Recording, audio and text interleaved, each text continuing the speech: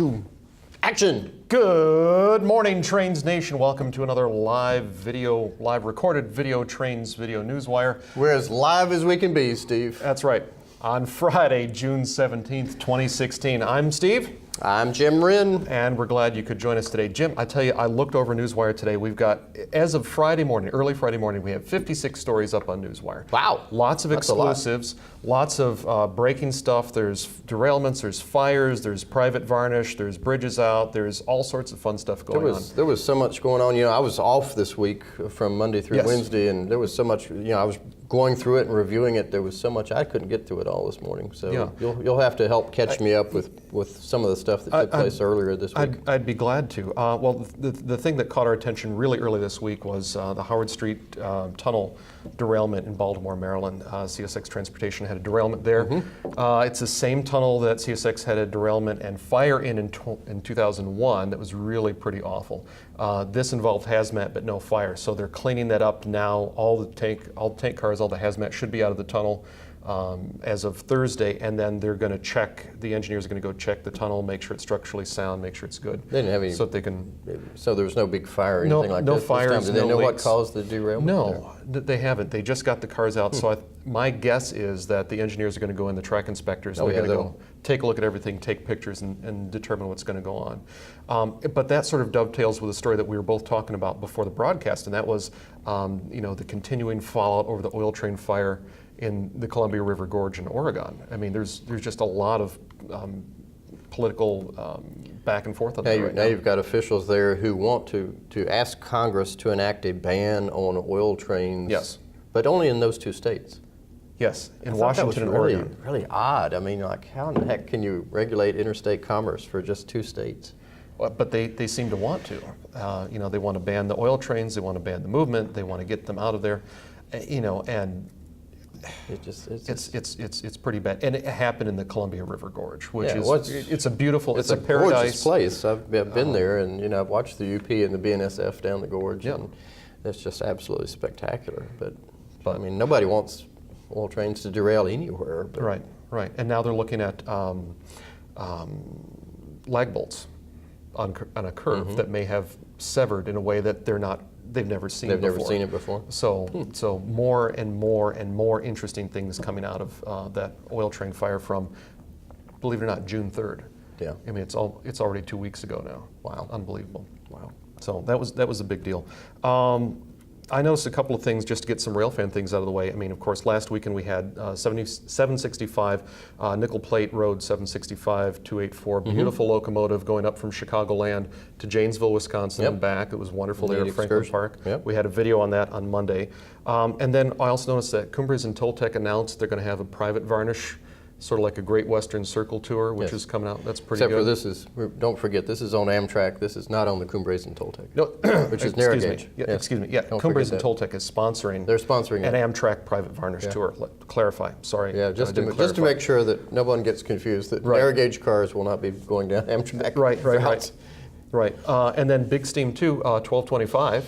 Yeah, it's got a trip. It's got a trip in Hamburg, Michigan, so they're going to do a bunch of out and backs from Hamburg this weekend, which is going to be fun. And then there's going to be an overnight at Lakeshore Railway Museum in Northeast PA, which is going to be pretty cool. So that's just little tidbits. Was that the 24-hour thing? Where they go and stay up all night and watch trains? Exactly. That's pretty cool. Yeah, outside of Erie, PA, just a little bit northeast. Our buddy Ray Grabowski. Yeah. Hi, Ray. Hello, Ray. And we're going to have a story on them a little bit later today. They just got a new Conrail transfer caboose. Oh, that was originally purchased by PC. Nice. Penn Central. Nice. That PC. So that PC. Yeah. So it's pretty cool. Jim, what else caught your interest so far this week? I thought it was fascinating. There was a DOT list of the most dangerous crossings in America that came out, and Phoenix got really clobbered. There were a lot of those in Phoenix. I think 5 of them. Yes. 5 or 6 of them. Yeah, it was a lot. And so Arizona is taking some steps to try to increase their observations of the crossings and hire more inspectors and things like that. I'm not sure that's really the solution to the problem. Because obviously it's in the hearts and minds of the driver out there who's crossing the crossing to go ahead and in front of a train or or not look or whatever. But anyway, hopefully they'll come up with some solutions in Arizona. Of course, the ongoing story for 2016 is just the decline in traffic this year. There's big fallout because of coal, but a lot of the other commodities are way down as well. U.S. traffic through mid-June is off 8.5%, and Canadian traffic off 7.6%. So that's a big number, and Bill Stevens had a great exclusive report for us this week about that, which I thought was fascinating. And of course, a lot of the railroads are lowering speeds on their secondary lines. But then we also had a report from Keith Creel at CP that he's thinking about running 70-mile-an-hour trains on selected corridors, of course. But mainline running freight trains at 70 on a regular basis, which they're going to beat Amtrak. There's been talk about that. I remember reading trains as a kid in the 60s. And there were the speed surveys about passenger trains and freight trains, and of course here we are talking about high-speed freight again. So good on them for talking about that. I think that's great. And of course, still talking about CP, the other story that caught my eye in that story about the traffic being off was that CP had about 44% of its high horsepower fleet in storage. Yes. And that's not a good sign ever. No, it's not. No, it's not. So a lot of good stories.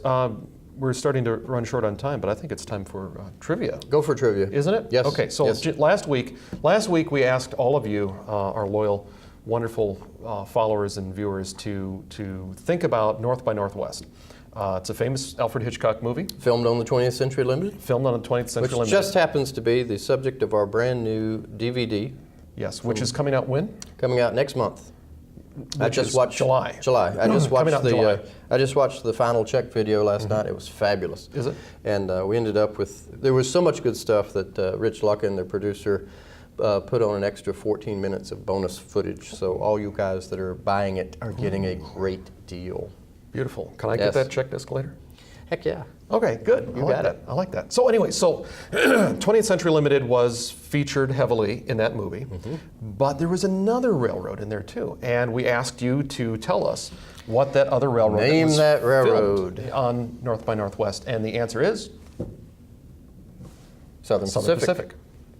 Almost. We almost got on time. So, and you know those movie guys, they're always looking for ways to stay in Hollywood and Los Angeles. That's so right. They just run down to Union Station with gray paint and NYC stencils and go for it. That's right.